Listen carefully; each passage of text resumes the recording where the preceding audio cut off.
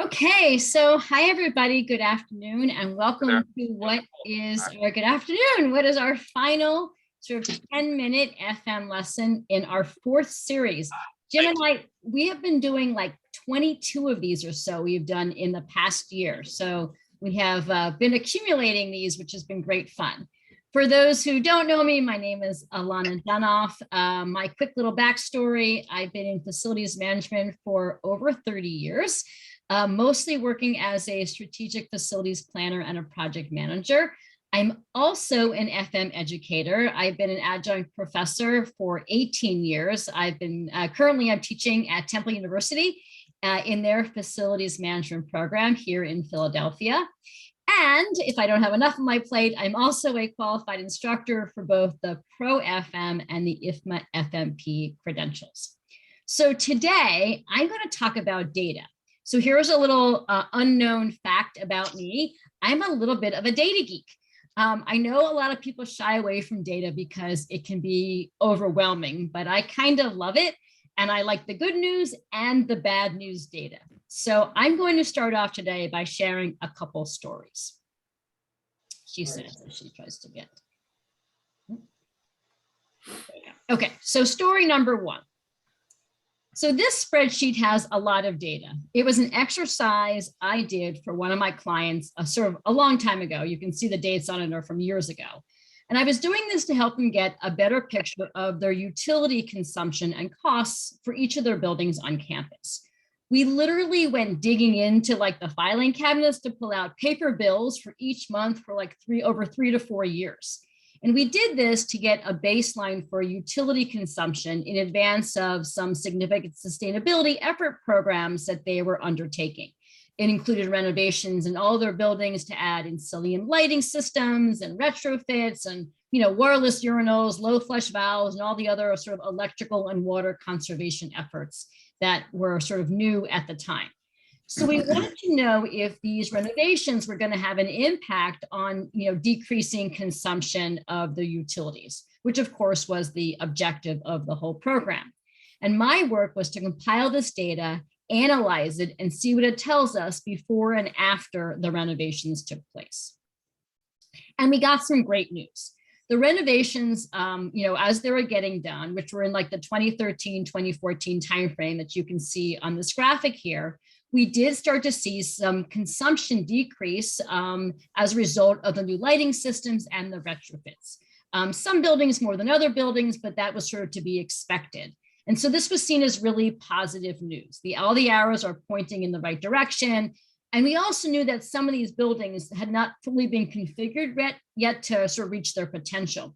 Because it turns out, with energy management systems, it could take months to kind of right size the system for it to really be in sort of complete harmony and efficiency for the building. But bottom line, based on this information and data, there was confidence in the success of the renovations that they were going to continue to decrease consumption and utilization of electricity. Great news.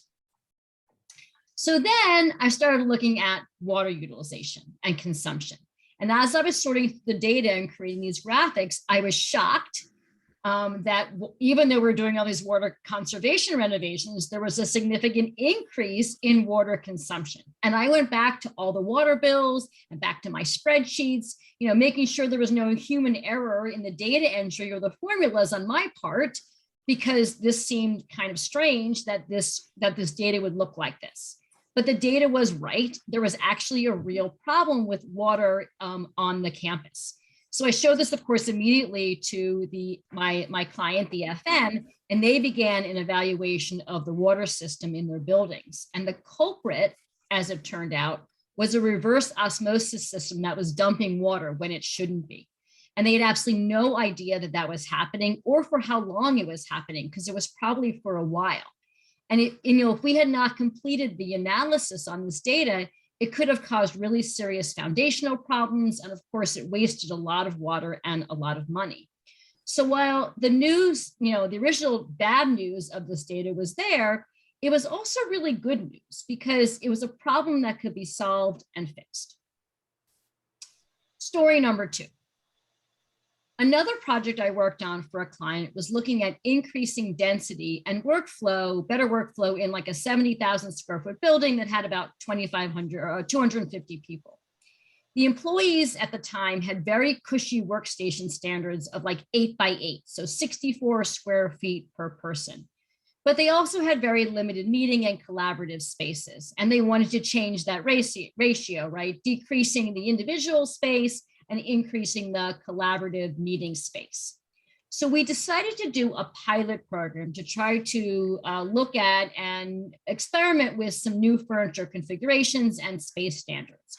So I developed an occupancy survey, and that's what you see on the screen, that we gave to the pilot participants so that we could understand their current views on their existing space. And then once they moved into the new space, into that pilot space, and they've been in there for a little while, to see how they liked it. So the good news, right? The good news was we had some really nice wins. We added more collaborative space, and we added more whiteboards, which they really wanted. And we saw some really significant increases in their satisfaction. So their access to meeting space was 42% in the pre-survey and 75% in the post-survey. And their ability to collaborate went from 67% to 75%. And even access to collaboration spaces went from 50% to 75%. And there was, those access to the whiteboards, 33% to 75%. So they were very happy with these kind of collaborative spaces that we had created for them. However, most of the results from that survey were not exactly so rosy. Because in the initial pilot, the workstation size that we put in for them was 30 square feet and more like a benching environment, which was down from the 64 square feet that they were used to. And they were not happy. I mean, like really, really not happy. We had clearly found the edge of what did not work for them. They felt less productive and they had a lot more distraction in their work. So looking at some of those numbers, they went from 83% happy with their ability to be productive to 38%, and their distraction-free work plummeted from 92% to 13%. I still look at these numbers and I laugh because it was really, oh my gosh, there was so much that was happening there. And all the other things that are highlighted in orange, those are also all the other things that they were not happy with, that they loved in their current space, but were not happy with in this new pilot space. But again, this bad news data was, even though it was really hard to kind of swallow and a little bit disappointing to see because we had, we're trying all these new things, it was ultimately really great news because all of these issues and challenges were all completely fixable. So in the end, we ended up with one more iteration of furniture, and we settled on a 6x7 workstation with tons more collaborative spaces, and it ended up being a really successful project. And I don't think it would have been nearly as successful if we hadn't gone through this sort of painful process of the pilot and collecting this data. And we shared this data with the people. We worked through it to get to a much better sort of, collaborative result. So what are the morals of my good news, sort of bad news stories? Well, I think there are at least two. The first moral is that it is really valuable to collect and even embrace data because you never know what it's going to reveal to you. Whether it's good news or bad news, data will help drive your decisions and really focus your direction. And that's one of the true values of good data, whether it's positive or negative. It helps you make smarter decisions. I know not everyone sort of loves, data and loves mining data the way I do, but it's because, and partly because it's really easy to get overwhelmed by data and information. Today, as FMs, we have so much data and information that comes from our building systems and our software applications that we often don't even know where to start or even how to make time for it all to even get to it, to explore that data and to mine that data. And there are actually some great strategies for focusing your data collection processes and analysis in small, meaningful ways that can be really successful and not overwhelming. But that is for a whole nother topic at a different point in time. The second moral is, if you don't know, you can't fix it. Over the years, I have found that sometimes we don't ask because we really don't want to know. We don't want to hear the complaints and the problems. And so we keep blinders on and avoid doing things like regularly asking our customers for feedback, or we don't prioritize the analysis of data that we already have. And maybe it's because we're afraid that that bad news data, will reflect poorly on us and our work. But I believe that's actually a really faulty mindset. For us in FM, we need to know when stuff is going wrong. Who isn't happy? What isn't performing properly? We need to know the bad news, because when faced with a problem, that's when we do our best. FMs love to fix things, right? We identify a problem, we fix it, and then people are happy. We shouldn't shy away from data that might give us bad news. We should be hunting for it and looking for it so we can fix things and make things better. It's why I really like the balanced scorecard, which I have an example here on the screen, because it clearly identifies issues or problems. Knowing that there's a problem helps us focus our time and our effort in the right place. Red issues need to be addressed immediately and fixed. Yellow issues, we notice and pay attention to, and green issues, we know everything is doing just fine. So from my perspective, the value of bad news data is that it actually helps us do our jobs even better by searching out the problems, the things that aren't working, so that we can fix them and turn those red to green so that we can move on and find the next problems to solve. And that is your 10-minute lesson. So Jim and I really appreciate all of you being here with us over these past 8 or 9 weeks in our 4th series.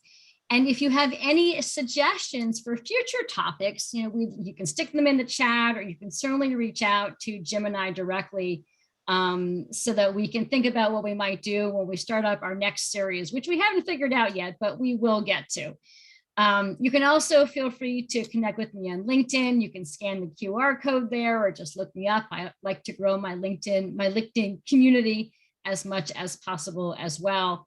And also wanted to mention that all of our 10-minute lessons are available on our website at learntobeanfmpro.com. And then finally, as we sort of finish up here, I did want to let you know that Jim and I are going to be teaching a Pro FM credential class coming up in February. Enrollment is now open. The quick skinny is it's a total of about 7 classes, which are each about 2.5 hours long. We're going to start in early February and we'll finish in early May.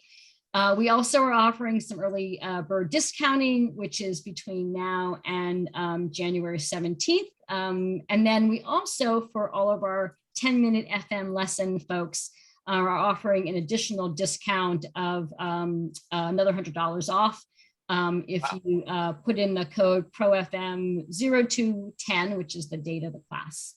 If anyone wants to talk more about that, we're happy to stay on the Zoom for any additional questions. If not, we really do appreciate you being with us.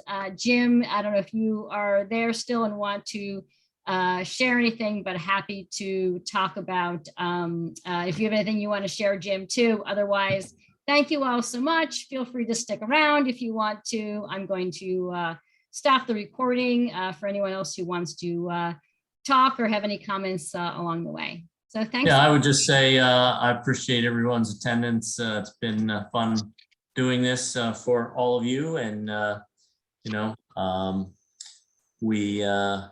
you can get more of us by and a certification by signing up for the Pro FM class, which has really quite a bit of a breadth and depth for Pro FM, and you gotta get 2 for the price of 1 with the differences between Alana and I and our approach to things. All of that is true. Thank you.